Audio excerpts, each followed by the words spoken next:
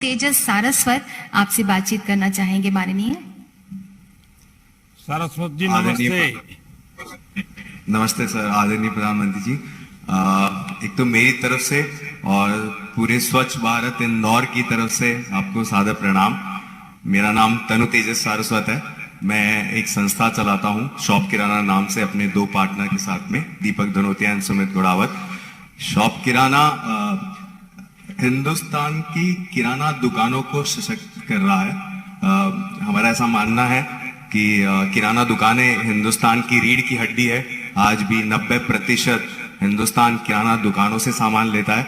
तो क्यों ना इन किराना दुकानों को तकनीक के माध्यम से डायरेक्ट कंपनी से हम जोड़ दें, उनको सशक्त करें, ताकि वो भी आने वाले समय में जितने भी हम ऑनलाइन देखते हैं वो उनके साथ में कंधे से कंधा मिला के चल सकें। सारस्वत जी, आपका स्वयं का बैकग्राउंड क्या है और आप कोई इस क्षेत्र में जाने की कल्पना कहां से शुरू हुई? सर, मेरा बैकग्राउंड राजस्थान से है। मैं 15 साल पहले इस शहर में आया था अपनी एजुकेशन करने। 15 साल पहले ही मैंने कुछ एक बिजनेस चालू किया था। इस काम की प्रेरणा मेरे पार्टनर से मेरे को आई। मेरे जो पार्टनर हैं दीपक धनोतिया, उनके पिताजी की एक किराना की दुकान है, एक सेमली रूपा करके एक गांव है वहां पे। उन्होंने 20 से 22 साल तक एक किराना व्यापारी का प्रॉब्लम देखा। उसके बाद में वो वहां से निकले, गेट के टॉपर बने, गोल्ड मेडलिस्ट बने। वहां से उन्होंने पीएनजी कंपनी में ज्वाइन किया, सप्लाई चेन, जो कि टाइड की सप्लाई चेन देखते थे। पीएनजी दुनिया की सबसे फास्टेस्ट ग्रोइंग कंपनी है। उन्होंने पीएनजी की भी प्रॉब्लम देखी, तो उन्होंने ये प्रॉब्लम देखी कि किराना दुकान भी कंपनी तक नहीं पहुंच पा रही है और दुनिया की सबसे फास्टेस्ट कंपनी भी किराना दुकान तक नहीं पहुंच पा रही है, और 1 करोड़ से ज्यादा ऐसी किराना दुकानें हैं। क्या कोई इनको कनेक्ट कर सकता है क्या तकनीक के माध्यम से? प्रेरणा वहां से मिली सर। जब आपने शुरू किया तब क्या लगता था कि आपका अपॉर्चुनिटी कैसी है और बाद में इसमें कैसे ग्रो हुआ? सर, मुझे बताते हुए बड़ा गर्व हो रहा है। हम हिंदुस्तान की पहली ऐसी कंपनी है जिसने किराना दुकान को कुछ ऑनलाइन बेचने का सोचा। हमने जब चालू किया तो घर बैठे हुए हम ऑनलाइन किराना मंगा सकते हैं, लेकिन वो किराना व्यापारी जो 50 से 100 फैमिली का किराना खरीदता है, उसके लिए ऐसी कोई सर्विस अवेलेबल नहीं थी। हमने 7 साल पहले कंपनी चालू करी। उस टाइम पे एक किराना दुकान में कंप्यूटर पे नहीं होता, एक मोबाइल होता है खाली, वो बहुत अनऑर्गेनाइज्ड है। तो हमको जो सबसे बड़ी जो चैलेंज मिला वो ये था कि हम जो नॉन टेक सेवी हैं ये सारे किराना दुकानें, इनको हम तकनीक पे कैसे लेके आए। पर एक बिलीफ था कि ये हिंदुस्तान के सबसे पुराने बिजनेस ओनर्स है, अगर इनको वैल्यू मिल गई तो ये तकनीक पे आ जाएंगे। तो एक बड़ा हंसी सा है उसमें, जब हम शुरुआत में जाते थे तो किराना दुकान ऑनलाइन ऑर्डर नहीं देता था, तो हम उनको बोलते थे कि हम देखते हैं कौन जिद्दी है, आप ज्यादा जिद्दी हो या हम ज्यादा जिद्दी हैं, क्योंकि हम तो तब तक आपके दुकान पे आएंगे जब तक आप ऑनलाइन नहीं आओगे, क्योंकि जब तक आप ऑनलाइन नहीं आओगे तब तक आपको पता नहीं लगेगा आपकी लाइफ, आपका प्रॉफिट, आपकी जीवन कैसे बदल सकता है। अभी कितने लोग आपके साथ जुड़े हुए हैं? अभी 50,000 से ज्यादा किराना की दुकानें हमारे साथ में सर जुड़ी हुई है। और वो अपना पूरा कारोबार इसी प्लेटफॉर्म पे करते हैं? हाँ सर, हमारे 40% अपनी दुकान का सामान वो हमारे से खरीदती हैं लगभग। अच्छा, ये बताइए, आपने इंदौर को क्यों अपना केंद्र बनाया? आपके दोस्त के कारण बनाया कि और भी कोई कारण है? सर, इसके 3 कारण हैं। पहला कारण ये है, मेरा ऐसा मानना है कि कंपनियां लोगों से बनती है, शहरों से नहीं बनती। तो हमको बहुत बार लोगों ने बोला कि बड़े शहर जाओ, बट जिन कंपनियों को हम बहुत मोहब्बत करते हैं वो कंपनियां जहां पे बनी वहां पे दुनिया बस गई। तो हमको वो चीज बात डाइजेस्ट नहीं हुई कि हमको कुछ करने के लिए बड़े शहर जाना चाहिए। दूसरी बात सर इसमें ये कि हम पूरा का पूरा जो बिजनेस है वो Tier 2 सिटी में करना चाहते थे। तो आज भी हम जो भी 4 राज्यों में काम कर रहे हैं वो सब Tier 2 सिटीज है। तो हमको लगा जो बिजनेस है वो लेबोरेटरी में नहीं बनेगा, कस्टमर के साथ में रह के बनेगा। तो दूसरा कारण ये था। तीसरा कारण ये था, हमको लगा, हाँ जी, हाँ बताइए। सर, तीसरा कारण थोड़ा बचपना सा है, बट हमको लगा अगर हम एक शहर से, इंदौर जैसे शहर से अगर काफी बड़ा काम कर सके तो हम आप तक बहुत जल्दी पहुंच जाएंगे।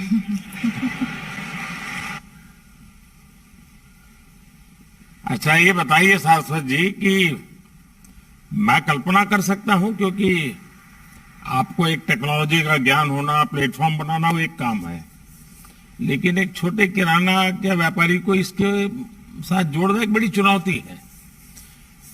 कई ऐसी चुनौतियां भी आई होगी इसको करने में, जो बड़े सप्लायर चेन्स होंगे वो भी क्वेश्चन करते होंगे, जो क्लाइंट होगा वो भी क्वेश्चन करता होगा, तो उन सारी चुनौतियां कैसी रही और क्या परिणाम मिला? सर बिल्कुल सही कहा आपने। चुनौतियां पहले भी आई थी, आज भी आ रही है, कल भी आएगी। पहले एक बिहेवियर की चुनौती थी कि कोई जो 100 लोगों को एक कागज पे ऑर्डर देता है उसको हम कैसे कन्विंस करें कि एक ऑनलाइन लेके आए। उसके लिए हमने बहुत एक अच्छा ट्रेनिंग मटेरियल बनाया, जिसमें हम उनको ऐसे ट्रेन करते हैं कि कैसे आपको आपके लाइफ का टाइम बच सकता है। तो आप जो 2 घंटे 3 घंटे दुकान बंद करके भी आप जाते हैं, उसकी जगह नहीं जाके आप एक ऐप से ऑर्डर कर सकते हैं और वो 2 घंटे अपने परिवार के साथ में बिताएं। आज के भी चैलेंजेस अलग है, क्योंकि अब तकनीक बहुत तेजी से आ रही है और बहुत सारा ऑनलाइन हो रहा है। जो किराना दुकानें हैं उनमें एक डर बैठा हुआ है आज कि जो ये नई कंपनियां हैं या जो मॉडर्न डिटेल्स आते हैं, क्या उनका भविष्य नहीं है क्या?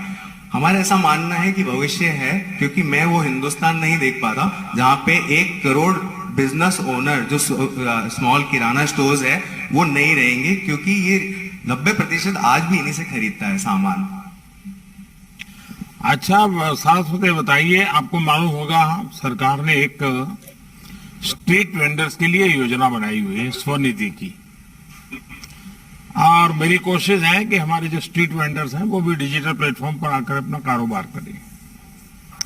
वैसे तो मॉडल वैसा ही है जैसा आपका किराना शॉप का है।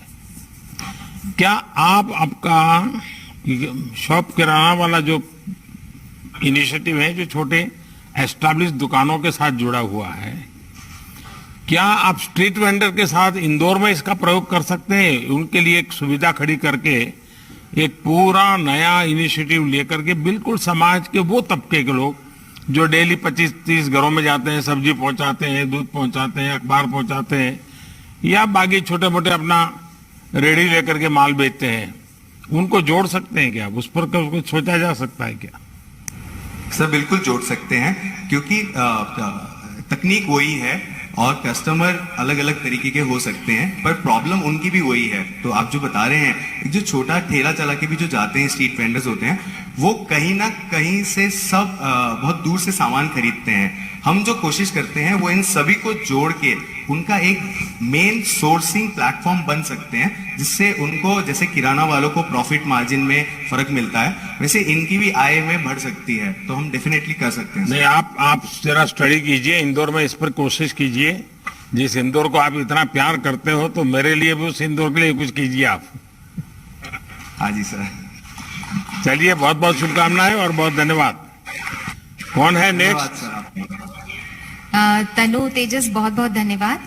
माननीय प्रधानमंत्री जी, अब Umang Shridhar designs private limited Bhopal की सुश्री उमंग श्रीधर आपसे संवाद करेंगी। नमस्कार माननीय प्रधानमंत्री। उमंग जी नमस्ते।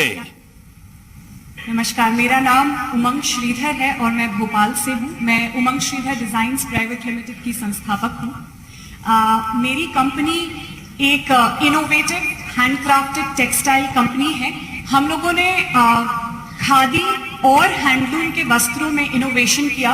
कुछ 150 नए तरीकों के टेक्सटाइल का उत्पादन किया और बड़ी बड़ी कंपनीज को बेचा, जैसे कि रिलायंस, आदित्य बिरला और रेमंड्स। और ये सब कुछ हो पाया आपकी पहल। तो मेरी जर्नी और आपकी जर्नी एक साथ ही शुरुआत हमने की। 2014 में मैंने अपनी कंपनी की शुरुआत की थी और आपने उस समय बोला था कि कम से कम एक खादी का वस्त्र या रुमाल भी अगर आप खरीदें तो हमारे देश की जनता को बहुत बड़ा रोजगार मिलेगा। शायद उसी से मुझे ये प्रेरणा मिली कि मैं आज अपनी ये कंपनी करीबन 1000 आर्टिजन्स के साथ मिलकर चला पा रही हूँ। अच्छा, ये बताइए कि इस स्टार्टअप को शुरू करने का विचार, क्योंकि आपने ये तो बता दिया कि मोदी के भाषण हुआ और उन्होंने खादी की ओर जोड़ दिया और आप फैशन डिजाइन की दुनिया से थी, तो वो तो एक समझ गया, लेकिन उसके सिवाय भी कोई मन में कल्पना होगी आपकी? जी, तो मेरा जन्म एक्चुअली बुंदेलखंड के एक छोटे से गांव किशनगंज में हुआ। और क्योंकि मैंने गांव में रह रही महिलाओं की परेशानी को बहुत नजदीक से देखा और समझा, तो जब मुझे दिल्ली यूनिवर्सिटी में पढ़ाई करने का मौका मिला तो मुझे ऐसा लगा कि यही समय है कि मैं अपने गांव की महिलाओं के सपनों को उड़ान दे सकूं। तो मैं वापस आई और 21 साल की उम्र में मैंने अपनी कंपनी की शुरुआत करी और अब करीबन 9 साल बाद हमारी कंपनी 1500 ऑलमोस्ट 1500 महिलाओं के साथ काम कर रहे हैं 10 क्लस्टर्स में 13 क्लस्टर्स में 5 स्टेट्स के अंदर। और सर महिलाओं से जब मैंने बात करना चालू किया और महिलाओं के साथ जब जुड़ना चालू किया तो ये पता चला कि महिलाओं को किसी भी सशक्तिकरण की जरूरत नहीं है, वो पहले से ही बहुत सशक्त हैं। हमें सिर्फ एक उन्हें प्लेटफॉर्म देने की जरूरत है जिस पर आकर वो अपनी शक्ति को दिखा सकती हैं। और एक छोटी सी बात, मेरा जन्म दिवस भी आपके साथ ही आता है, तो 17 सितंबर को विश्वकर्मा जयंती भी होती है, तो कहीं ना कहीं कारीगर और हुनरमंद लोगों के साथ जुड़ना स्वाभाविक है। तो यही मेरी अच्छा उमंग जी, ये बताइए कि अब 1500 बहनें आपके साथ जुड़ी हुई है, 13 क्लस्टर हैं, 5 राज्यों में हम काम कर रही है, क्या वैल्यू एडिशन हुआ होगा पहले की उनकी स्थिति और आपके जुड़ने से? किस प्रकार का बदलाव आया होगा? क्वालिटेटिव चेंज क्या आया होगा? सर करीबन 300% इनकम इंक्रीज हमने देखा है अपनी महिलाओं की जिंदगी में। इनमें से बहुत सारी ट्रेडिशनल आर्टिजन्स थी जो कि घर से कताई और बुनाई करती थी। हमने उन्हें कुछ नए तरीके के कपड़े बनाने की प्रेरणा दी, रिसर्च और डिजाइन पर काम किया और ऐसा नया टेक्सटाइल बैम्बू और सोयाबीन और ये जो नए तरीके के टेक्सटाइल्स फाइबर्स हैं उनको यूज करके एक नया टेक्सटाइल बनाया जिसकी वैल्यू ज्यादा है मार्केट में और वो काफी प्रीमियम और लग्जरी सेगमेंट में आते हैं। तो इसके कारण एक उनकी इनकम में इंक्रीज आया। दूसरा सर, जो हमने अभी कोविड के दौरान एक अपनी बिजनेस मॉडल में एक और नई चीज जो जोड़ी कि हमने सोचा कि सिर्फ कारीगर बनाने से मेरा एक सपना है कि मैं करीबन 10 लाख महिलाओं को सशक्त करना चाहती हूँ, तो वो सपने को पूरा करने में सिर्फ कारीगर बनाने से ये सपना पूरा नहीं होगा। तो हमने बहुत रिसेंटली आज पिछले 2 हफ्ते पहले ही एक क्राफ्टप्रेन्योर ट्रेनिंग प्रोग्राम को चालू किया। हमने करिकुलम बनाया और महिलाओं को ट्रेनिंग दी कि वो कैसे कारीगर से खुद उद्यमी बन सकती हैं, ऑनलाइन बिजनेस कर सकती हैं, गांव में बैठकर अपना सामान पूरी दुनिया में बेच सकती हैं। तो हमने उन्हें फाइनेंशियल लिटरेसी, एंटरप्रेन्योरशिप और डिजिटल सेलिंग के तरीके सिखाए। पहला जो हमारा ये क्लस्टर है, हमने 200 महिलाओं को बाग, एक प्रिंटिंग क्लस्टर है मध्य प्रदेश में बहुत फेमस है, वहां पर 200 ट्राइबल महिलाओं को हमने ये ट्रेनिंग चालू करी है और बहुत जल्द आप इन महिलाओं को इंस्टाग्राम, फेसबुक, व्हाट्सएप के जरिए पूरी दुनिया में सामान बेचते हुए पाएंगे। अभी आपका दुनिया में कहीं एक्सपोर्ट हो रहा है कि लोगों का इंटरेस्ट बना है कुछ? जी, हम लोगों ने हम अभी करीबन 5 देशों में अपना सामान, यूरोप के कुछ देश हैं, लंदन, यूएस और ऑस्ट्रेलिया में अपना कपड़ा सप्लाई करते हैं बहुत सारी ब्रांड्स को। सर, जो हमारा सपना है कि पूरी दुनिया सस्टेनेबल फैशन की बातें कर रही है, तो हर बड़ी ब्रांड के अंडर एक कैटेगरी खादी की भी हो और पूरी दुनिया खादी को पहने और उसको समझे। क्या कभी काशी में भी हाथ आजमाया है कि आप लोगों ने? जी सर, काशी मेरी सबसे फेवरेट सिटी है और पिछले साल ही मैं काशी में थी। तो सर, वहां पे मैंने बहुत कुछ बुनकरों के साथ हमने कुछ नए फैब्रिक्स को बनाने की कोशिश करी है। तो सिल्क के साथ बैम्बू, सिल्क के साथ सोयाबीन के धागे को उपयोग कर हम कुछ नए टेक्सटाइल का वहां पर निर्माण कर रहे हैं। चलिए उमंग जी, आप तो एक प्रकार से जॉब क्रिएटर के रूप में और कारीगर को उद्यमी बनाने की दिशा में बड़ा अभियान चला रही है और मैं समझता हूं कि युवाओं को आप बड़ी प्रेरणा दे रही हैं। भगवान विश्वकर्मा के आपको आशीर्वाद बने रहे। मेरी आपको बहुत सर, आपका आशीर्वाद ज्यादा जरूरी है। सर, सर एक छोटा सा निवेदन है कि अगर मैं आपको अपनी महिलाओं द्वारा बना हुआ कुछ सामान पहुंचा पाऊं तो बहुत अच्छा रहेगा। जरूर, कल हमारी जरूर, महिलाओं ने वैसे जरूर पैक पहुंचाइए। करके दिया है। जी धन्यवाद, बहुत बहुत धन्यवाद। धन्यवाद उमंग।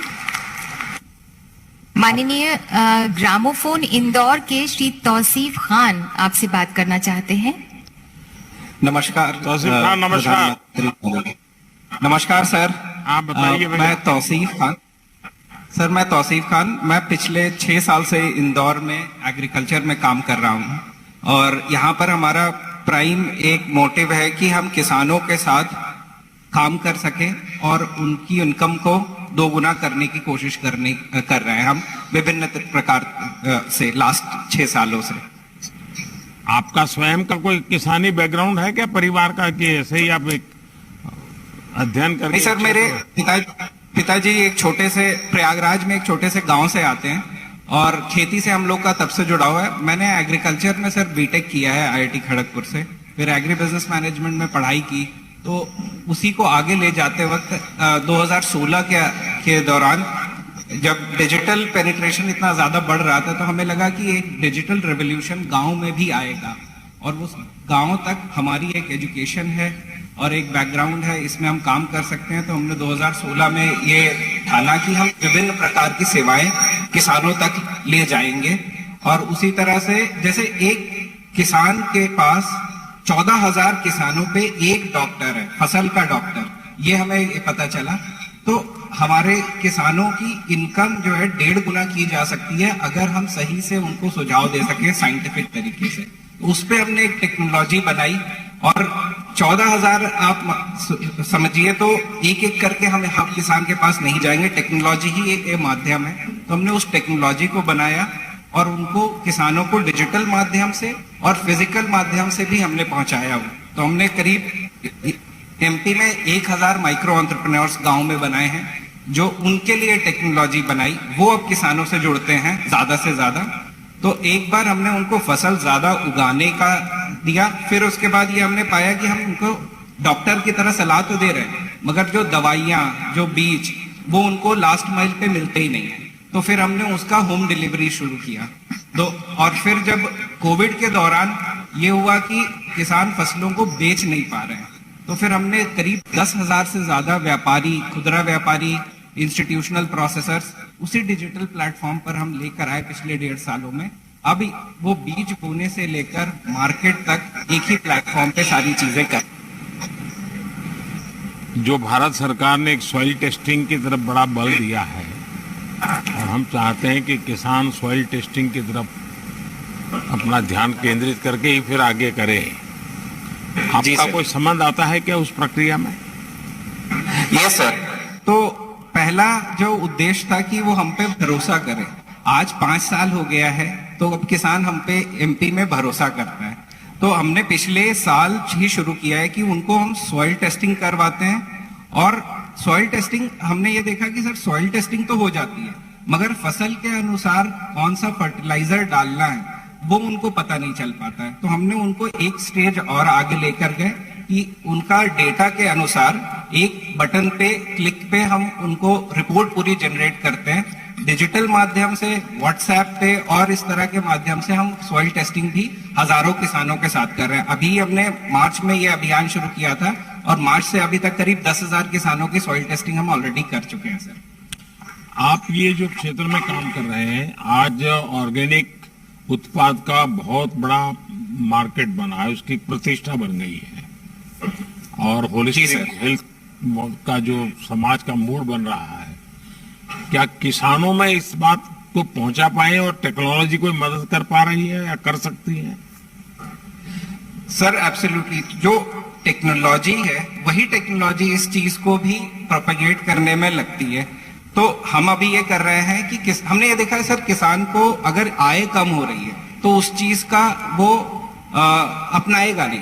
तो धीरे धीरे हमने उनको, जैसे उनकी मिट्टी एकदम पत्थर की तरह अब होती जा रही है हर रोज फर्टिलाइजर एक्सेसिव डालते डालते, तो हम अब माइक्रोबियल प्रोडक्ट प्रमोट कर रहे हैं, हम ऑर्गेनिक प्रोडक्ट प्रमोट कर रहे हैं, उनको किट में एक आसान तरीके से उपलब्ध करवा रहे हैं। जैसे यहाँ पर MP में शाजापुर करके जगह है, तो वहां पर आज हजारों किसान हैं जो ये बोलते हैं कि अब हमारी मिट्टी में जो अर्थवर्म होते हैं, जो कीड़े होते हैं, वो दोबारा आने लगे हैं। तो ये चीज हमें लगता है कि थोड़ा समय लगेगा, मगर अगर उसको एक तरीके से काम किया जाए तो ये किसानों तक ले जाया जा सकता है, और अब हमको वो रिजल्ट मिल रहे हैं। एक जो स्ट्रीम डेवलप हुई है, पृथ्वी बचाओ, एनवायरमेंट, क्लाइमेट, ये सारे विषय, उसमें एक है धरती बचाने का एक बहुत बड़ा काम अब जिम्मा आ गया है। और नेचुरल फार्मिंग से धरती बचा सकते हैं हम, केमिकल से नहीं बचा सकते जी। नेचुरल फार्मिंग की तरफ लोगों का रुझान बढ़ रहा है, नेचुरल फार्मिंग की समझ विकसित हो रही है। सर, एक तरह से हम देखें कि जैसे ही देश डेवलपमेंट की तरफ जा रहा है, डेवलपिंग से डेवलप्ड नेशन, तो न्यूट्रिशनल रिक्वायरमेंट लोगों को ज्यादा लगती है। तो किसान भी आज ये समझता है, और वो भी ये हमसे पूछते हैं कि कैसे किनुआ जैसी खेती कर सके, या कैसे हम नेचुरल फार्मिंग कर सके मगर हमारा उत्पादन ना कम। तो वो हम नए नए तकनीक और नए नए प्रोडक्ट्स हिंदुस्तान में ही नहीं, बाहर भी अब बन रहे हैं जो नेचुरल फार्मिंग तक प्रमोट कर सके। जैसे यूरोप को पूरा केमिकल फ्री करने का जो है हो गया है, तो वही सारी चीजें अब यहाँ पे भी आ रही हैं। बस इन सारी चीजों को सर हमने ये देखा है कि किसानों को एक्स्ट्रा बताना पड़ता है। वो काम अगर हम डिजिटल माध्यम से करते हैं तो शायद ज्यादा तेजी से कर सकते हैं। तो यस, मुझे लगता है कि सर इस चीज का अगले 4 से 5 साल में और तेजी से ये बढ़ेगा। देखिए, इंदौर ने स्वच्छता के अभियान में देश को एक बड़ा ही उदाहरण रूप काम करके दिखाया है। क्या इंदौर जिले के किसान केमिकल मुक्त खेती, प्राकृतिक खेती, अगर आप इस दिशा में हैं, आपका स्टार्टअप है और मुख्यमंत्री जी बैठे हैं, अगर इंदौर जिले के किसान इस एक दिमाग में ले लें कि भाई हाँ हमको ये करना है, तो मैं समझता हूँ एक बहुत बड़ा मॉडल इंदौर शहर स्वच्छता के लिए और इंदौर जिला प्राकृतिक खेती के लिए एक मॉडल बन सकता है। तो आप तो किसानों के साथ रोजमर्रा व्यापार चल रहा है, आपका स्टार्टअप चल रहा है, उनसे नाता रहा है, तो आप भी इस बात को उन तक पहुंचाइए। सर डेफिनेटली हम सरकार के साथ यहाँ पर काम कर सकते हैं इस चीज पे, और इसको सही से कैसे किया जाए वो हम प्रोपेगेट कर सकते हैं। तो मुझे ऐसा लगता है अगर ये इसकी शुरुआत तेजी से की जाए, जैसे एक स्टार्टअप नीति हम 4 महीने में लेकर आ गए हैं, उसी तरह से अगर इस चीज पे भी उसी मुहिम की तरह से हम काम कर रहे हैं, तो हम आगे बढ़कर काम करने के लिए इसमें जो है सर। चलिए, बहुत बहुत शुभकामनाएं आपको। धन्यवाद जी। Thank you sir. धन्यवाद सर। धन्यवाद आपको तौसीफ। माननीय प्रधानमंत्री जी का भी बहुत बहुत धन्यवाद और युवाओं को शुभकामनाएं। आज भारतीय युवाओं की आंखों में उम्मीद और विश्वास की चमक है। वो सपने देखते हैं, भरपूर सपने देखते हैं, क्योंकि उन्हें पता है कि वो सपने न्यू इंडिया में वक्त से पहले ही साकार भी हो जाते हैं। भारतीय युवाओं की प्रतिभा और क्षमता को अपने सानिध्य का आशीर्वाद देने वाले माननीय प्रधानमंत्री जी से हम सबका विनम्र अनुरोध है कि कृपया हम सबका मार्गदर्शन करें, हम सबको अपनी शुभकामनाएं दें।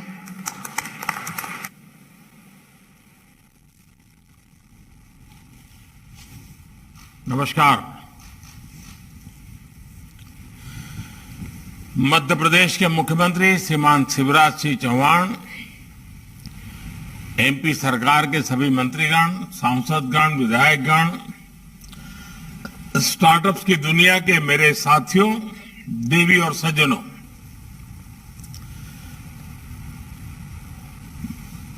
आप सबने देखा होगा शायद, मैं मध्य प्रदेश की युवा प्रतिभाओं से, स्टार्टअप से जुड़े कुछ नौजवानों से मैं चर्चा कर रहा था और मैं अनुभव करता था, आप भी अनुभव करते होंगे। और एक बात पक्की है कि जब दिल में जोश हो, नई उमंगे हो, इनोवेशन का जज्बा हो, तो उसका प्रभाव साफ नजर आता है। और उमंग ने तो इस प्रकार का भाषण भी दे दिया आज। आप सबसे मुझे जो बात करने का अवसर मिला, और जिन्होंने इस बात को सुना होगा,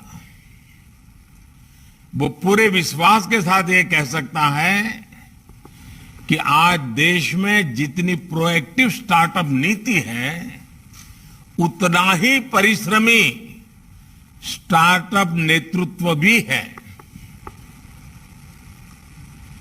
इसलिए देश एक नई युवा ऊर्जा के साथ विकास को गति दे रहा है।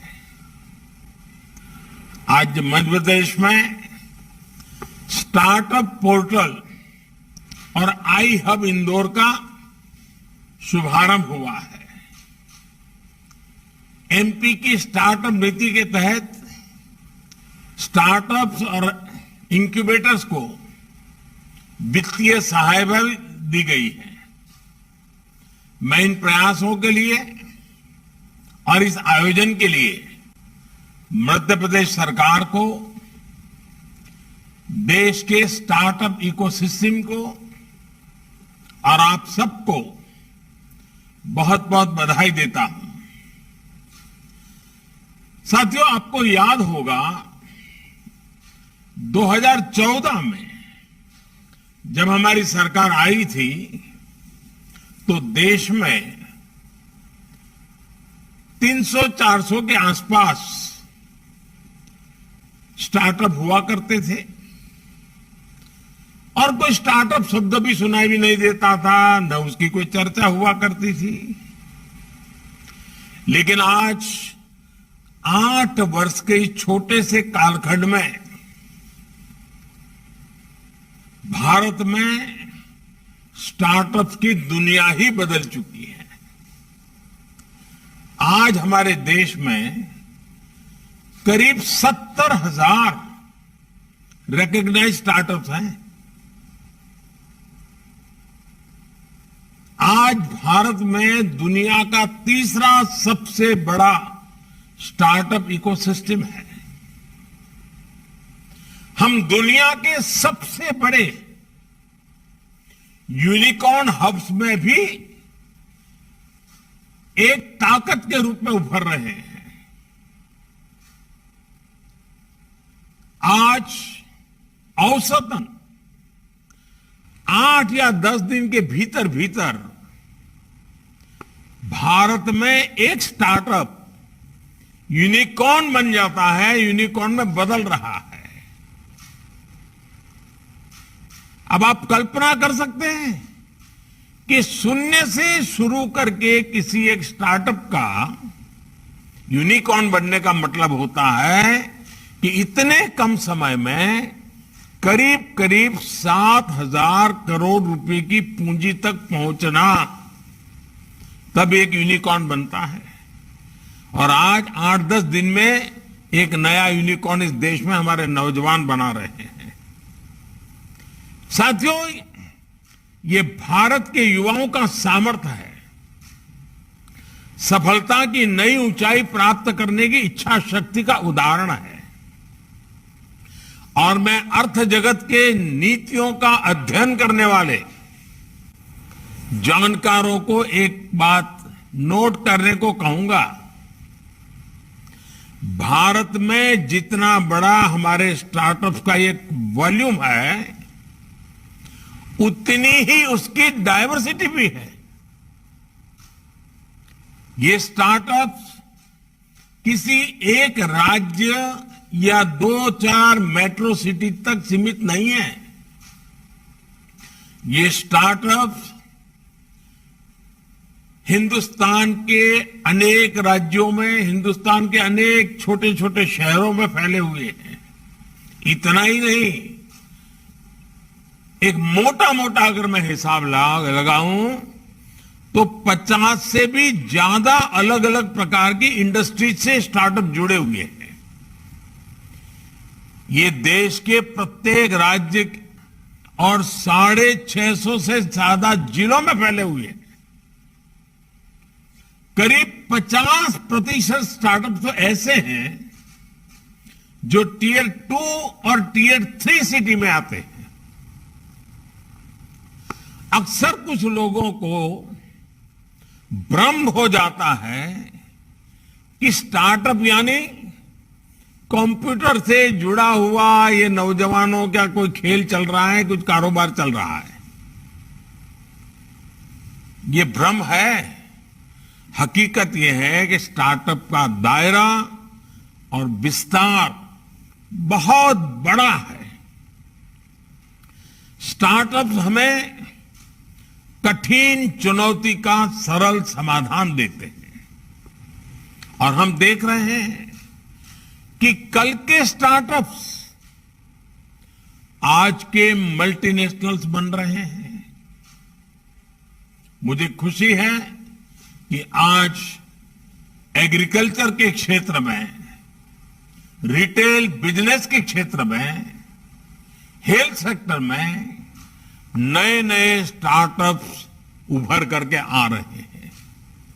साथियों, आज जब हम दुनिया को भारत के स्टार्टअप इकोसिस्टम की प्रशंसा करते हुए सुनते हैं, हर हिंदुस्तानी को गर्व होता है। लेकिन साथियों, एक सवाल भी है। 8 साल पहले तक जो स्टार्टअप शब्द कुछ गलियारों में ही, कुछ टेक्निकल वर्ड के गलियारों में ही चर्चा का हिस्सा था, वो आज सामान्य भारतीय युवा के सपने पूरे करने का एक सशक्त माध्यम, ये उनकी रोजमर्रा की बातचीत का हिस्सा कैसे हो गया? ये बड़ा शिफ्ट कैसे आया? अचानक नहीं आया है। एक सोची समझी रणनीति के तहत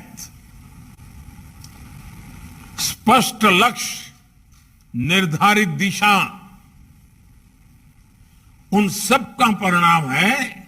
और मैं जरूर चाहूंगा कि आज जब मैं स्टार्टअप की दुनिया के नौजवानों से मिला हूं और इंदौर जैसी धरती मेरे सामने हो, तो मुझे लगता है कि मैं भी कुछ बातें आपको आज बताऊं। आज जिसको स्टार्टअप क्रांति माना जा रहा है, उसने आकार कैसे लिया? मैं समझता हूं हर नौजवान को ये जानना बहुत बड़ी जरूरी है और ये अपने आप में एक प्रेरणा भी है। आजादी के अमृत काल के लिए ये बहुत बड़ा प्रोत्साहन भी है। साथियों, भारत में नया करने की, नए आइडिया से समस्याओं के समाधान की ललक हमेशा रही है। ये हमने अपनी आईटी रिवॉल्यूशन के दौर में भली भांति अनुभव किया है। लेकिन दुर्भाग्य से जितना प्रोत्साहन, जितना समर्थन उस दौर में हमारे युवाओं को मिलना चाहिए था, उतना मिला नहीं। आवश्यकता इस बात की थी कि आईटी रिवॉल्यूशन से बने माहौल को चैनलाइज किया जाता, एक डायरेक्शन दिया जाता, लेकिन नहीं हो पाया। हमने देखा कि पूरा एक दशक बड़े बड़े घोटालों में, पॉलिसी पैरालिसिस में, नेपोटिज्म में इस देश के एक पीढ़ी के सपनों को तबाह कर गया। हमारे युवाओं के पास आइडिया थे, इनोवेशन के लिए ललक भी थी, लेकिन सब पहले की सरकारों की नीतियों में और एक प्रकार से नीतियों के अभाव में उलझ कर रह गए। साथियों, 2014 के बाद हमने युवाओं में आइडिया की इस ताकत को, इनोवेशन की स्पिरिट को फिर से रिवाइव किया। हमने भारत के युवाओं के सामर्थ्य पर विश्वास किया। हमने idea to innovation to industry, इसका एक पूरा रोड मैप तैयार किया और 3 बातों पर फोकस किया। पहला, आइडिया, इनोवेट, इंक्यूबेट और इंडस्ट्री। इनसे जुड़ी संस्थाओं का इंफ्रास्ट्रक्चर का निर्माण। दूसरा, सरकारी प्रक्रियाओं का सरलीकरण और तीसरा, इनोवेशन के लिए माइंडसेट में परिवर्तन, नए इकोसिस्टम का निर्माण। साथियों, इन सारी बातों को ध्यान में रखते हुए हमने अलग अलग फ्रंट पर एक साथ काम करना शुरू किया। इसी में से एक था हैकाथॉन। 7-8 साल पहले जब देश में हैकाथॉन होने शुरू हुए तो किसी को अंदाजा नहीं था कि ये स्टार्टअप के लिए मजबूत बुनियाद बनाने का काम करेंगे, एक स्ट्रांग फाउंडेशन तैयार करेंगे। हमने देश के युवाओं को चैलेंज दिया, युवाओं ने चैलेंज एक्सेप्ट किया और सॉल्यूशन देकर दिखाया। देश के लाखों युवाओं को इन हैकाथॉन्स में पर्पस ऑफ लाइफ मिला, सेंस ऑफ रिस्पॉन्सिबिलिटी और बढ़ी। इससे उनमें ये विश्वास जगा कि जिन रोजमर्रा की समस्याओं से देश जूझ रहा है उसे वो दूर करने में अपना योगदान दे सकते हैं। इस भावना ने स्टार्टअप के लिए एक तरह से लॉन्च पैड का काम किया। सिर्फ सरकार के स्मार्ट इंडिया हैकाथॉन में ही, आपको जान के आप में से शायद कुछ लोग उसमें जुड़े होंगे मेरे जो सामने बैठे हैं, स्मार्ट इंडिया हैकाथॉन में ही बीते सालों में लगभग 15 लाख ऐसे टैलेंटेड युवा साथी उसके साथ जुड़े हैं।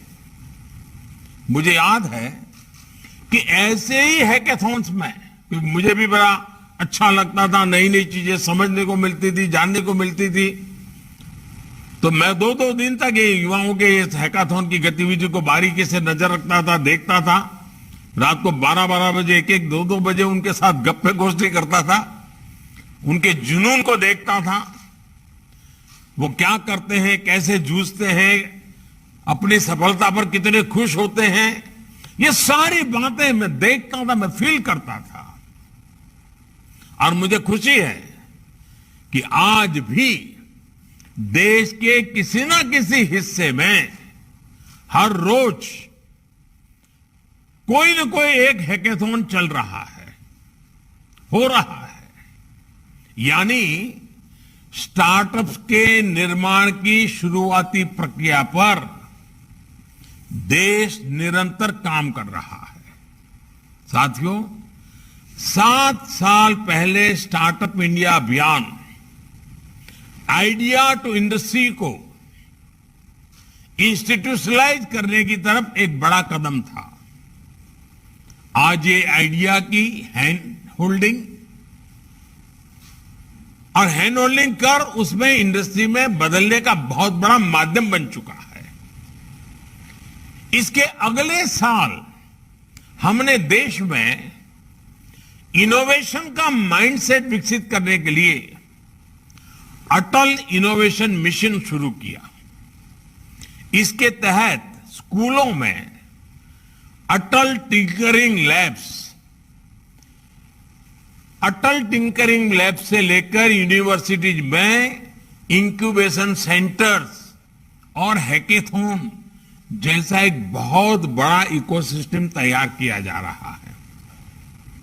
आज देश भर के 10,000 से अधिक स्कूलों में अटल टिंकरिंग लैब चल रहे हैं। इनमें 75 लाख से अधिक बच्चे आधुनिक टेक्नोलॉजी से रूबरू हो रहे हैं, इनोवेशन की एबीसीडी सीख रहे हैं। देश भर में बन रही ये अटल टिंकरिंग लैब्स एक प्रकार से स्टार्टअप की नर्सरी के रूप में काम कर रही है।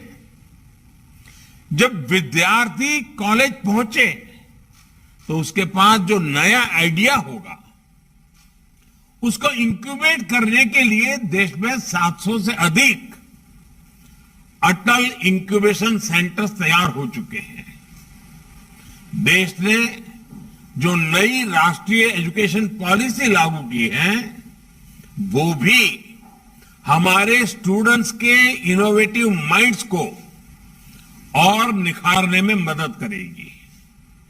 साथियों, इंक्यूबेशन के साथ ही स्टार्टअप के लिए फंडिंग भी बहुत अहम है। इसमें उन्हें सरकार की ठोस नीतियों की वजह से मदद मिली। सरकार ने अपनी तरफ से एक फंड ऑफ फंड्स तो बनाना ही, स्टार्टअप को प्राइवेट सेक्टर से एंगेज करने के लिए अलग अलग प्लेटफॉर्म भी तैयार किए।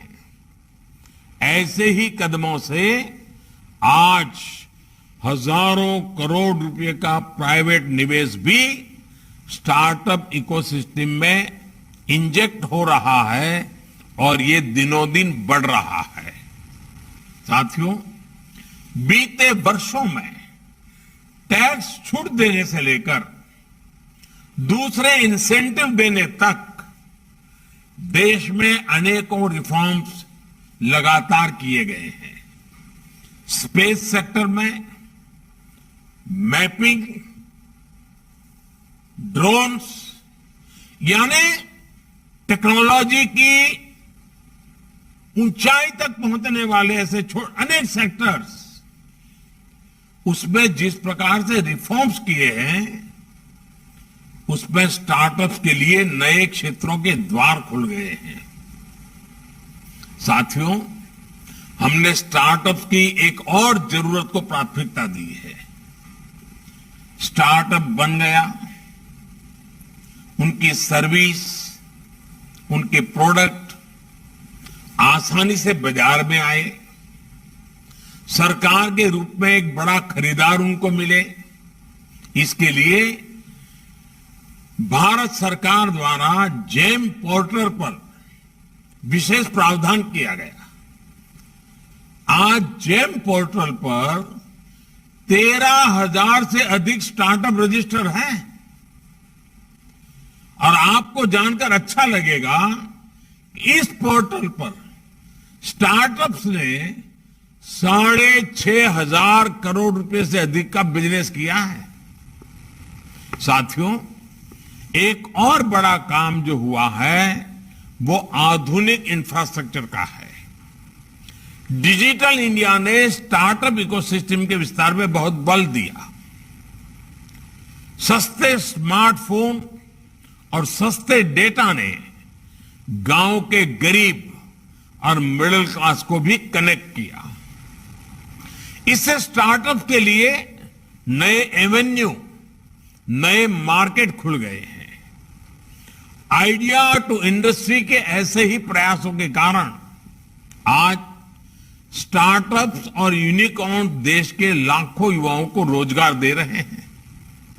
साथियों, स्टार्टअप अपने आप में नित्य नूतन होता है। ये बीते हुए कल की बात नहीं करता। स्टार्टअप का मूलभूत कैरेक्टर है वो हमेशा भविष्य की बात करता है। आज क्लीन एनर्जी और क्लाइमेट चेंज से लेकर हेल्थ केयर तक ऐसे सभी क्षेत्रों में स्टार्टअप के लिए इनोवेशन के इन्फिनिट अवसर हैं। हमारे देश में टूरिज्म का जो पोटेंशियल है उसे बढ़ाने में भी स्टार्टअप्स की बड़ी भूमिका है।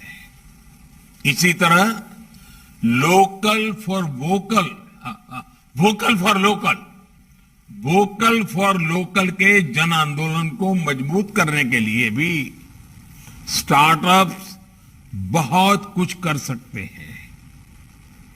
हमारे देश के जो कुटीर उद्योग है, हथकरघा और बुनकरों का जो शानदार काम होता है, उसकी ब्रांडिंग में उसे अंतर्राष्ट्रीय बाजार तक पहुंचाने के लिए भी हमारे स्टार्टअप्स एक बहुत बड़ा नेटवर्क, बहुत बड़ा प्लेटफॉर्म दुनिया के सामने लेकर के आ सकते हैं। भारत के हमारे आदिवासी भाई बहन, वनवासी भाई बहन इतने सारे खूबसूरत प्रोडक्ट्स बनाते हैं, वो भी स्टार्टअप के लिए काम करने के लिए एक बहुत बड़ा विकल्प, नया फील्ड बन सकता है।